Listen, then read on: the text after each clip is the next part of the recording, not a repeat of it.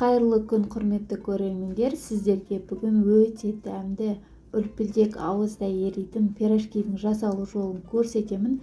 Міндетті түрде видеоның соңына дейін асықпай қараңыздар. Алдымен 3 ас қасық майонезімізді саламыз. Майонездің орнына қаймақ қолдансаңыздар да болады.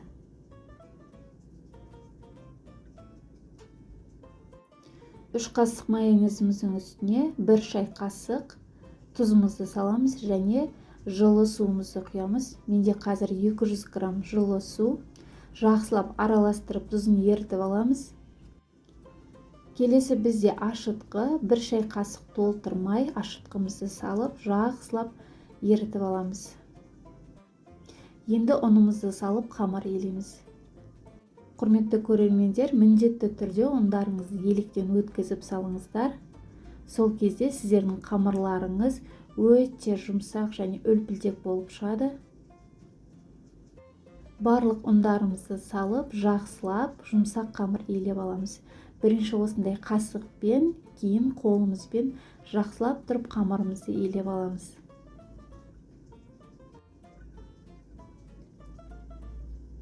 Міне біздің қамырымыз дайын. Дайын болған қамырымызды салфанға салып, жылы жерге қойып қоямыз. Міндетті түрде біздің қамырымыз жақсылап тұрып көтерілуі керек. Мен дәл осындай салфанды қолданамын.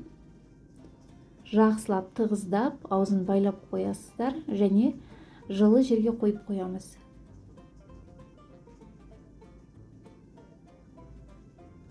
Қамырымыз көтерілем дегенше салмасын дайындап аламыз. Мен картошканы қайнатып езіп алдым. Енді оның үстіне жақсылап қызартып тұрып, пиязымызды қуырып салып аламыз.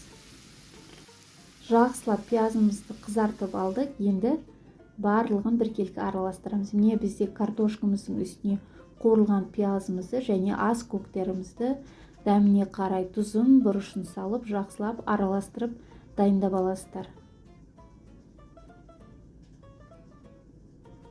Ішіне кез келген өздеріңіз ұнататын ас көктерді қолдансаңыздар болады. Міне біздің қамырымыз жақсылап көтерілді. Қараңыздар, өте әдемі болып. Енді қамырларымызды бөліктерге бөліп аламыз. Оп-оңай алынады, өйткені біз қамырымызды майлап алдық.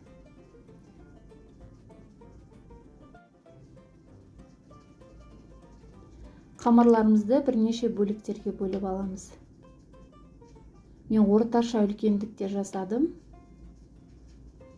Қамырымыз сондай жұп-жұмсақ болып көтерілді. Барлығын дәл осылай бөліктерге бөліп аласыздар.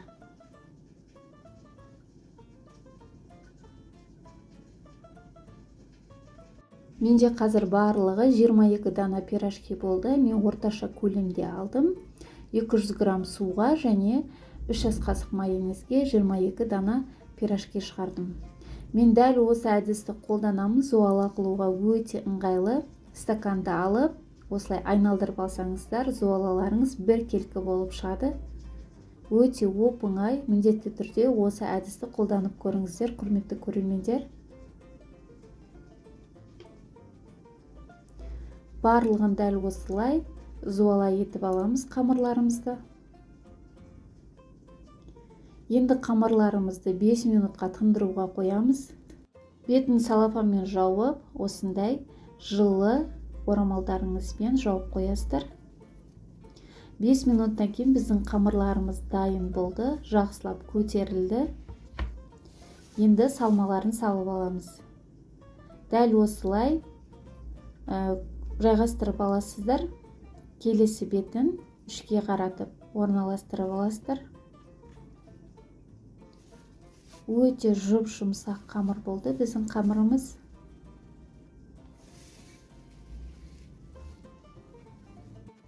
Дайын болған қамырларымыздың үстін кішкентай ғана басып-басып қоямыз. Енді салмаларының барлығын біркелкі етіп салып аламыз.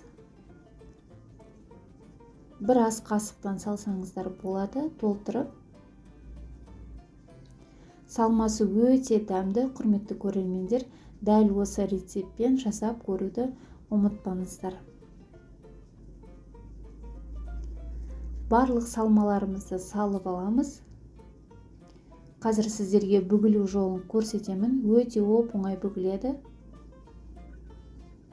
Осындай қамырларымызды алып, екі шетін қайтарамыз және шетін жақсылап басып бекітеміз. Сонымен біздің пирожкиміздің формасы дайын. Сіздерге асықпай 3-4 данасын бүгін көрсеттім. Міндетті түрде қарап алсаңыздар болады. Өте оп-оңай, біздің қамырымыз сондай жұп-жұмсақ, өте оп-оңай бүгіледі. Осылай 3-4 данасын бірден бүгіп алып, тапаларыңызға салып қуыра берсеңіздер де болады. Міне шеттерін қатты-қатты басып, кішкене қайтарып, дәл осылай жасап аласыздар. Құрметті көрермендер, егер де менің каналыма тіркелмеген болсаңыздар, міндетті түрде тіркеліп кетулеріңізді сұраймын. Сіздердің қолдауларыңыз мен үшін өте маңызды. Сондықтан да менің каналымды қолдап, міндетті түрде тіркеліп кетуді және достарыңызбен бөлісуді ұмытпаңыздар. Міне біздің пирожкилеріміз дайын. Барлығын дәл осылай видеода көрсеткендей етіп бүгіп аласыздар.